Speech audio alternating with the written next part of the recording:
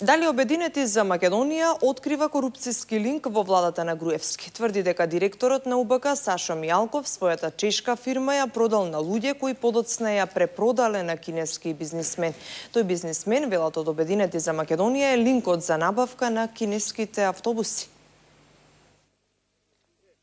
Првиот човек на управата за безбедност и контраразузнавање Мијалков до декември лани бил собственик на чешката фирма Service Point. Половината милион евра од продажбата на компанијата не ги пријавил во анкетниот лист ниту како побарувања. Мијалков тврдеше дека купопродажбата се уште не е остварена за да ја пријави во антикорупцијска. Обединети за Македонија пак покажаа документи во кои стои дека фирмата е продадена и заведена во чешкиот централен регистар. Ја повика антикорупцијската да иницира кривично гонење на првиот човек на УБК.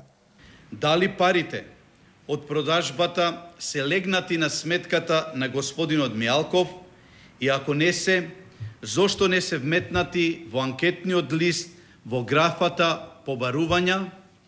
Информациите на партијата говорат дека во декември 2009 година Мијалков ја продал фирмата на браќата Спаравало, инаку чешки бизнисмени кои работат со недвижности. 4 месеци подоцна, браќата ја продале фирмата на кинески државјанин со адреса на живење во Прага. Обединети за Македонија се сомневаат дека случајниот кинески купувач е човекот линк за владината набавка на автобуси во земјава.